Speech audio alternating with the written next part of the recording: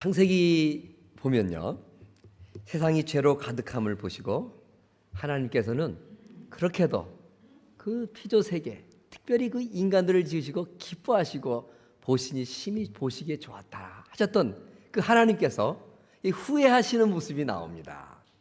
그리고 하나님의 마음을 비장하게 잡수시고 그 모든 죄가 관영한 세상을 물로 심판하시기로 결심을 하시죠. 그리고 노아와 그 가족을 통해서 새로운 세상을 시작하기를 하나님이 원하셨습니다.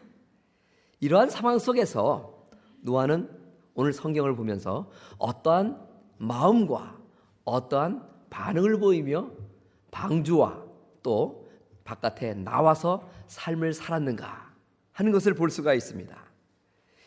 우리는 이러한 노아의 태도를 통해서 하나님 나라를 이루며 살아가야 될 우리들이 취해야 될 마음의 생각, 태도, 삶이란 과연 어떤 것인가 하는 것을 우리는 말씀을 통하여서 깨달을 수가 있습니다. 오늘 이 방주에서의 기나긴 세월과 또 방주에서 나왔을 때 그 노아의 삶을 통해서 첫 번째 우리도 본받아야 될 것이 있다면 그것은 바로 인내하며 하나님의 때를 기다리는 삶을 살아야 한다라는 것입니다. 성경을 보면 노아는 자신의 나이 600세 되던 해 2월 10일에 방주에 들어갔습니다. 그리고 그 다음 해인 601살이 되는 정월 초하루 1월 1일에 일어서야 비로소 정말 가득했던 땅 위의 물들이 다 사라지고 방주에서 노아와 그 가족 그리고 함께했던 모든 동물들이 나와 땅을 밟게 됩니다. 이 기나긴 세월 살펴보면 자그마치 11달가량 되는 긴 세월을 이 노아와 그의 가족과 동물들은 그 방주 안에서 있었다 하는 것을 우리가 볼 수가 있습니다. 근데 여러분, 이렇게 긴 세월 동안 방주에 있었던 노아, 그래서 물이 말라서 금방이라도 그 육지로 뛰어내려가는 행동을 취했음에도 당연했던 그런 노아, 그렇지만 그는 그럼에도 불구하고 물 심판이 그친 이후에 어떠한 행동을 했는가 하는 것을 우리가 살펴보면서 우리들도 그의 행동을 통해서 깨달을 수 있는 무엇인가가 있다는 것이죠.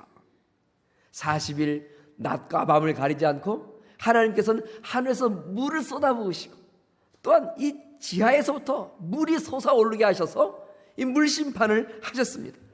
이 물난리가 난 거죠. 그러나 노아는 정말로 참고 기다리며 그 심판이 끝날 때까지 방주 안에서 조용히 있었어요. 마침내 40일이 지나자 내리던 비, 솟아오르던 그 샘물도 조용해지고 이제 물 심판이 끝납니다. 심판이 끝나 조용해지자 보통 사람 같으면 방주 뚜껑을 좀 열어보고 어떻게 세상이 돌아가나 이 바깥 세상 바라볼 만도 했어요. 그러나 40일 동안의 그 심판이 끝났음에도 불구하고 노아는 아무런 행동도 취하지 않고 그 방주 안에 가만히 있게 됩니다. 그 후에 150일이 지나서야 비로소 땅에서 물이 줄줄줄줄 줄어들기 시작했어요. 그래도 노아는 아무런 행동을 취하지 않습니다. 그 후에 다시 40일이 지나자 노아는 비로소 방주에 창을 열었다 이렇게 말씀하고 있습니다. 즉 190일이 지난 후에 노아는 비로소 방주에 창을 열었던 것입니다. 물이 많이 빠져서 조금만 수영을 하면 높은 산 꼭대기에 이를 수 있겠다 하는 상황인데도 노아는 여전히 방주에서 나오지 않았던 것입니다. 여러분, 만약에 우리가 그런 상황 속에 왜 노아 같은 입장이 되었다 생각하면 저는 아마도 이 방주 뚜껑을 열고 물이 점점 가마해지니까 이 어떻게 해서든지 이 땅을 그리워하는 마음에 땅으로 내려가려고 아직 물이 다 빠지지 않는 상황 속에 방주에 나와서 뭐 수영을 해서 뭐 저 멀리 보이는 그 드러난 그 육지를 향해서 가면 되든지 아니면 함께 탄 짐승들 가운데 키가 제법 큰 뭐 코끼리나 하는 짐승들 먼저 내리게 해서 내 자신은 그 코끼리 등에 올라타고 천천히 육지를 향해서 간다든지 그런 좀 조급한 마음속에 그런 행동 하겠다 싶었습니다. 그러나 오늘 성경을 보면 그럼에도 노아는 어떤 행동도 취하지 않았음을 우리는 볼 수가 있습니다. 190일이 지난 후 그 말씀을 보니 또 7일이 지나고 다시 7일을 더 노아는 기다렸다 말씀하고 있습니다. 해가 바뀌었습니다. 601년 1월 1일 마침내 땅 위의 물이 다 거쳤다 하나님 말씀하셨습니다. 결국 물 심판이 그쳤음에도 불구하고 노아는 방주에서 무려 300일 가까이 되는 긴 세월을 계속해서 머물러 있었던 것입니다. 왜 얼마든지 육지로 나갈 수 있었음에도 불구하고 노아는 이 긴 세월 동안 방주에 있었던 것이었을까요? 물이 완전히 땅에서 말라서 방주에서 나가도 완전하게 본인과 가족 그리고 함께했던 짐승들이 완전하게 육지에 다다를 수 있었던 그 때를 노아는 기다렸던 것입니다. 노아는 7명의 그의 가족과 함께 하나님의 물심판 이후 새롭게 시작되는 세상을 세워나갈 주인공이었습니다. 함께한 모든 동물들과 함께 하나님께서 허락하신 새 세상에서 살아가야 될 사람, 바로 노아였던 것입니다. 그러므로 노아는 결코 조급해하거나 경고망동해서는 안 되었던 것입니다. 기나긴 세월 동안 방주 안에 있었으니 얼마나 노아의 마음은 답답했겠어요. 솟아오르고 쏟아지는 물 난리에 방주 안에 있으면서 얼마나 불안했겠습니까? 함께 방주에 오른 자신이 지켜야 할 불안해하는 가족들과 동물들 바라보면서 노아는 마음속에 얼마나 정말 무거운 책임감을 느끼며 그 방주 안에서 근 300일 가까운 긴 세월을 있어야 했겠습니까? 자신의 가족과 동물을 보호하면서 세상 속에서 살아가야 할 그런 책임져라서 노아 그는 인내하고 때를 기다렸습니다.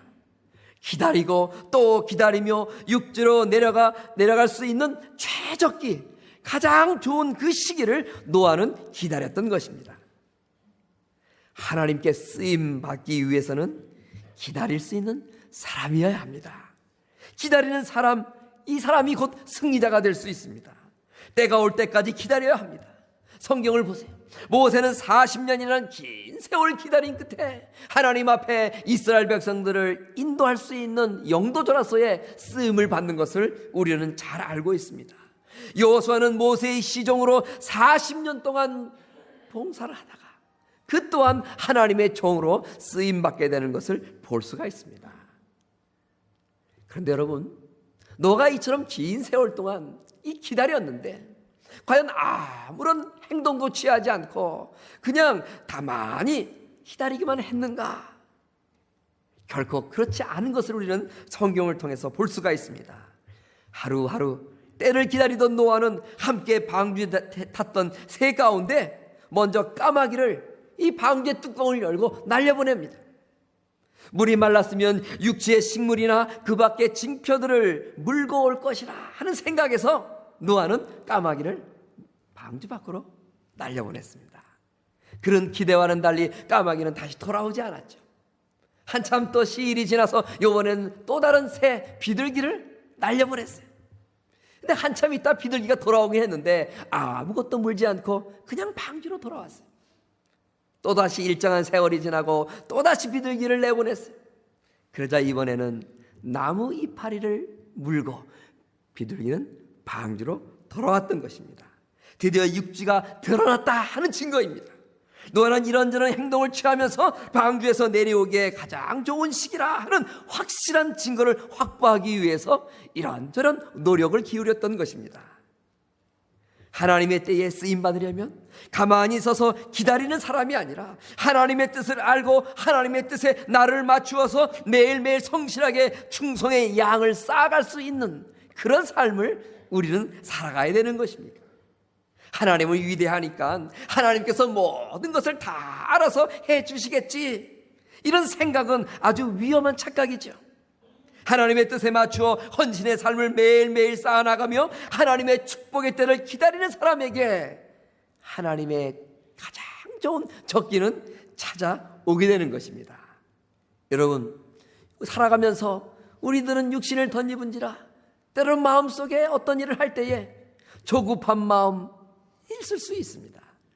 요즘 여러분들의 마음속에 조바심 내면서 빨리 일이 좀 이루어졌으면 하면서 안타까이 정말 급한 마음으로 바라는 일이 무엇이 있겠습니까?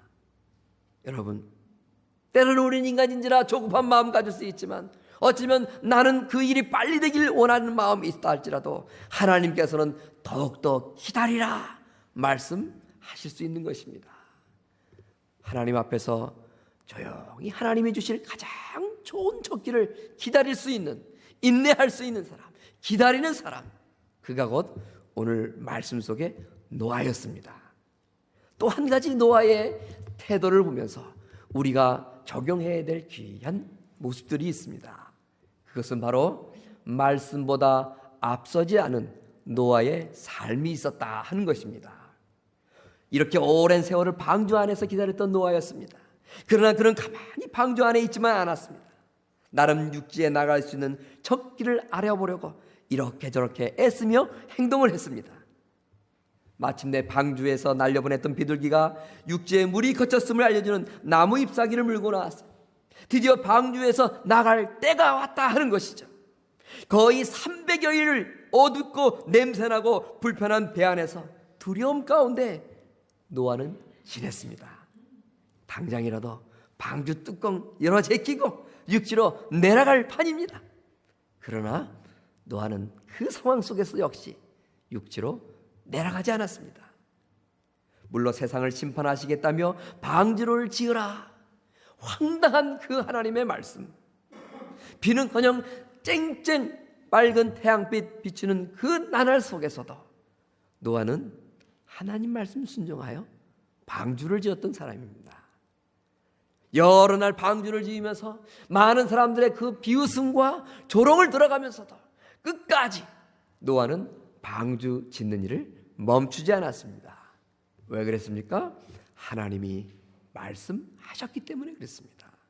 방주를 다 지었습니다. 그러자 하나님께서는 방주 안으로 들어오라 말씀하셨고 그 말씀에 의하여 그는 사랑하는 아내와 세 아들과 며느리 그리고 모든 짐승들 7쌍들을 다 모아서 방주 안으로 들어오게 됩니다. 이처럼 하나님의 말씀에 의하여서 방주를 지었던 노아, 하나님의 말씀에 의해서 방주 안으로 들어왔던 노아, 그 말씀에 순종하는 노아였기 때문에 비록 바깥엔 물이 다 가면서 방주에서 얼마든지 나갈 수 있는 그런 상황이었음에도 불구하고 노아 그는 자신의 생각대로 방주를 떠나지 않고 여전히 말씀하실 하나님, 명령하실 그 하나님의 음성을 노아는 기다렸던 것이었습니다. 15절 말씀을 보세요. 그렇게 기다리던 하나님의 말씀이 드디어 노아에게 들려집니다. 너는 내 아내와 내 아들들과 내 자부들로 더불어 방주에서 나오고 너와 함께한 모든 혈육 있는 생물 곧 새와 육축과 땅에 있는 모든 것을 다 이끌어내라. 이것들이 땅에서 생육하고 땅에서 번성하리라. 이렇게 하나님께서 노아에게 말씀하시자 비로소 노아는 그 아들들과 그 아내와 그 자부들과 함께 나왔다. 오늘 말씀하고 계십니다. 제가 예전에 신학교 다닐 때요, 동기 가운데 저보다 6살 많은 형님이 한 분 계셨어요. 그 형님이 저를 얼마나 아끼면서 정말 저를 잘 또 섬겨주셨는지요. 그래서 한 번은 그 형님이 학생회 회장이 되고 제가 학생회 총무가 되어서 학생들을 잘 섬기는 그런 한 1년여 기간이 있었어요. 그런데 그 모든 임역원들과 함께 모이고 또 학생들을 섬기는 모든 그 과정 행사마다 이 형님 대신 전사님 꼭 저에게 우리 학생 임원들에게 꼭 하신 말씀이 있었어요. 그것은 뭐냐? 여러분, 우리는 결코 주의 일을 감당하면서 이 세 가지를 앞서선 안 됩니다. 말씀하셨더라고요. 여러분, 그 형님 전도사님이 저에게 하신 이 앞서서는 안 되는 3가지. 첫째는 뭐예요? 성령보다 앞서서는 안 된다. 늘 말씀하셨어요.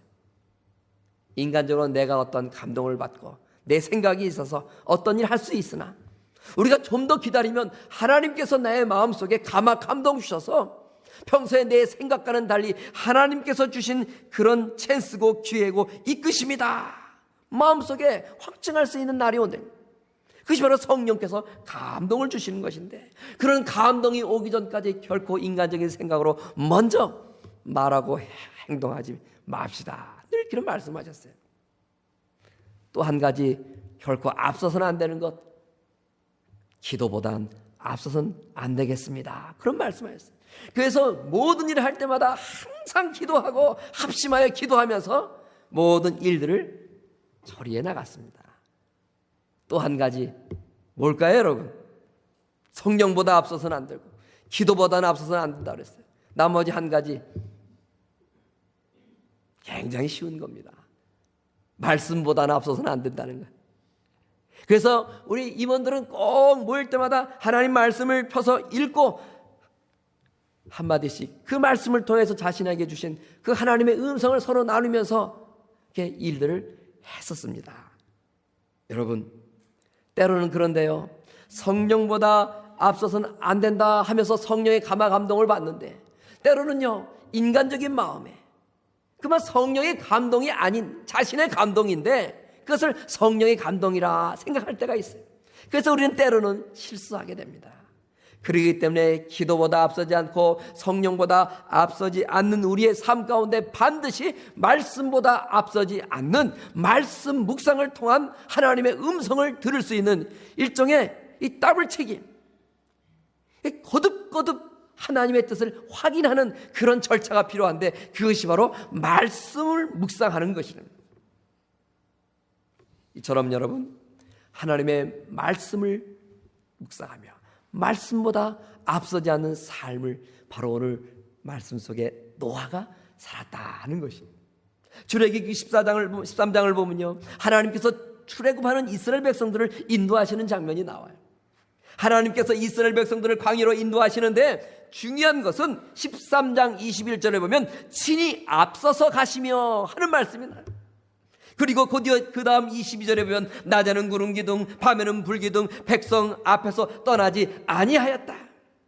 낮에는 이스라엘 백성들을 구름으로 인도하는데 밤에는 불 기둥으로 이스라엘 백성들을 인도하는데 그 이스라엘 백성 앞에서 구름 기둥과 불 기둥이 낮과 밤 늘 떠나지 아니하였다. 하나님 말씀하고 계십니다.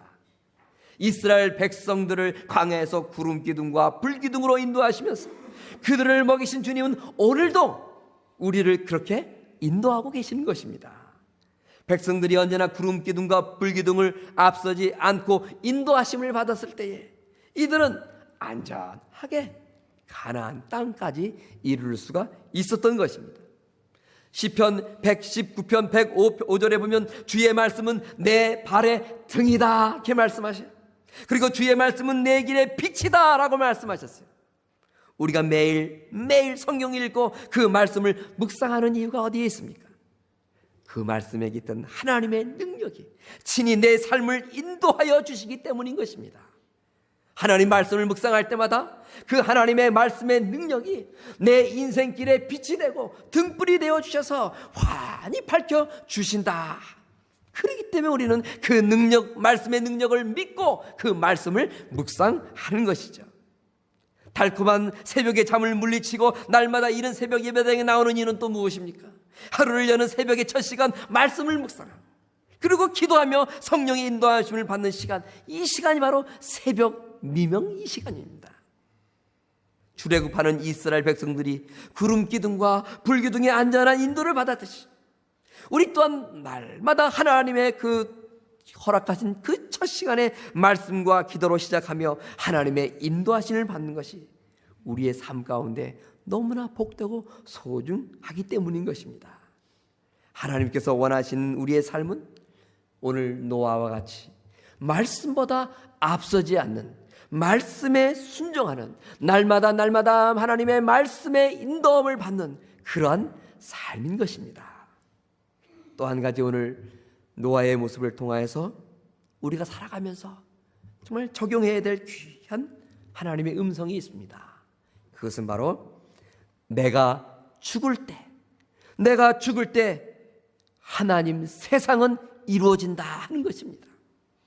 기나긴 세월을 방주 안에 있었던 노아는 하나님의 말씀이 떨어지자 비로소 방주에서 나와서 땅을 밟았습니다. 여러분, 보통 사람이 한 300여일, 한 2달 빠진 1년이라 생각이 되는데요. 이 긴 시간 동안 이 방주에 있다가 나왔다. 한번 생각해 보세요. 보통 사람 같으면 이 긴 세월 동안 방주에 있다가 나왔으니 무엇을 제일 먼저 하고 싶어 했겠습니까? 여러분 같으면 만약에 300일 동안 방주에 있다가 육지로 나왔어요. 뭘 제일 먼저 하고 싶으세요? 300일 동안 먹을 물 넉넉치 않아서 갈증을 느끼고 이 물을 찾아 헤맬 수도 있어요. 어떤 경우에는 어두깜깜하고 답답하고 두려웠던 그 방주에서 이제 자유의 몸이 되었으니까 덩실덩실 춤을 추기도 하고 기뻐하고 소리를 지르면서 이 축제를 열을 수도 있겠다. 그런 생각 해볼 수 있겠어요. 뭐니 해도 사람 살아가는데 의, 식, 주 이 문제 참 중요하죠. 그래서 무엇을 먹고 살을까 하면서 이 땅에는 먹을 것이 무엇인가 하면서 먹을 것 찾아 돌아다닐 수도 있겠죠. 그리고 방주에서 300일 가까이 힘들게 살았으니 이제는 하나님께서 허락하신 이 새 땅 이곳에서 내가 어떤 집을 짓고 살아갈까, 또 어디서 살아갈까 하면서 집 지을 걱정할 수도 있겠다. 그런 생각 해보게 됩니다. 그러나 오늘 성경 20절은 말합니다. 노아가 여호와를 위하여 단을 쌓고 모든 정결한 짐승 중에서와 모든 정결한 새 중에서 취하여 번제로 단에 드렸다. 이렇게 말씀하고 있습니다. 방주에서 갓 나온 노아가 땅에 내려와서 자신의 미래를 계획하면서 할 일이 얼마나 많았겠어요. 그러나 노아는 방주에서 자기 자신 인생 그렇게 의식주를 위해서 헤쳐나가야 될 일에 관심을 두고 그것을 찾기 위해서 혈안되지 않았다는 거예요. 노아는 방주에서 나오자마자 하나님께 감사와 그리고 헌신의 제사를 드렸습니다. 특히 노아는 제사를 드리면서 제물을 정결한 짐승 그리고 정결한 새 중에서 취하여 드렸다 말씀하고 있어요. 이 짐승과 제를 취하여서 어떤 제사? 번제를 드렸다 말씀하고 계십니다. 여러분, 번제는 짐승을 불살라 드리는 제사입니다. 번제는 제사를 드리는 사람의 온전한 희생과 헌신, 나도 이렇게 주님을 위하여 목숨을 다하여 바치며 헌신하겠습니다 하는 의미가 깃들어 있는 제사가 바로 여러 제사 가운데 번제라 하는 제사입니다. 이런 삶의 출발점에서 방주에서 나와 새로운 어떤 인생을 펼쳐나가고 새로운 세상 속에서 살아가는 이 처음 스타팅 포인트에서 노아가 드린 번제는 과연 어떤 뜻이 있습니까? 저는 이 설교를 준비하면서 하나님께 제사를 드리는, 특별히 번제를 드리는 노아의 입장이 되어서 한번 내가 노아다 생각하고 하나님 앞에 제사를 드리면서 기도를 한다 생각하면서 한번 기도를 해봤어요. 하나님, 주님께서는 저와 가족을 구원해 주시고 이 새로운 세상 새롭게 살도록 허락하셨습니다. 이 시간 또다시 새로운 세상을 만들어 가기를 하나님께서는 원하고 계심을 저는 잘 압니다. 바로 그러한 주님의 뜻 앞에 저와 가족이 주님의 택함을 받았습니다. 하나님의 뜻을 이루어야 하는 감격과 또 한 가지 부담감이 내 마음속에 너무나 많이 있습니다. 주님께서 원하시는 세상을 제가 열심히 살아감으로 이루도록 힘쓰며 살아가겠습니다. 하나님께서 원하시는 대로, 하나님께서 인도하시는 대로 제가 희생하며 헌신하며 살아가겠습니다. 타오르는 짐승과 새와 같이 주님, 저도 제 몸을 다하여 목숨을 다하여 마음을 다하여 성품을 다하여 힘을 다하여 하나님 원하시는 삶을 살아가서 하나님 원하시는 아름다운 세상 만들어 가겠습니다. 이렇게 기도하지 않았겠어요, 여러분? 영국의 목사이면서 이 사업가이신 조지 밀러, 우리 잘 알죠? 이 조지 밀러 목사님 일생을 고아를 위해서 헌신하고 또 그 결과 많은 사람들로부터의 존경을 받은 훌륭하신 목사님이십니다. 그분이 인생 말년에 여러 기자들이 찾아와서 인터뷰를 하는데 한 가지 이제 물었어요. 어떻게 해서 그렇게 조지 밀러 목사님께서는 훌륭하신 일을 많이 할 수 있으셨습니까? 그러자 그 기자의 질문을 받은 조지 밀러 목사님은 조용히 생각을 하시며 눈을 감고 이렇게 말씀을 하셨어요. 그 모든 것은 다 제가 죽었기 때문에 가능했습니다. 이렇게 말씀하신 거예요. 평판, 선택, 좋은 것과 싫은 것, 원만 등에 대해서 조지 밀러 목사님은 다 자신이 죽음으로 그 문제를 극복했다 하는 것입니다. 세상의 칭찬이나 비난에도 자신은 아랑곳하지 않고 자기 자신은 죽었다 생각하면서 어떠한 비난의 소리가 들려와도 좌절하지 않고 어떠한 칭찬의 소리가 들어와도 경고망동 교만하지 않았다 하는 것입니다. 오직 제가 두려워했던 것은 하나님의 책망이었고 제가 원했던 것은 하나님의 칭찬뿐이었습니다. 제가 죽었습니다. 그러자 제 인생이 여러분들 보시듯이 이렇게 달라질 수 있었습니다. 노아가 번제를 드렸다 하는 것은 주님 저도 이 짐승과 같이 죽은 몸입니다. 제가 죽을 때 하나님은 드러납니다. 제가 이 짐승과 같이 이 새와 같이 죽을 때 원하시는 하나님의 새로운 하나님의 나라는 이루어집니다. 주님 제가 죽겠습니다. 내 뜻이 아닌 하나님만 뜻만 바르며 따르며 살겠습니다 하는 그런 고백이 번제를 드리는 노아의 마음속에 깃들어 있던 것입니다.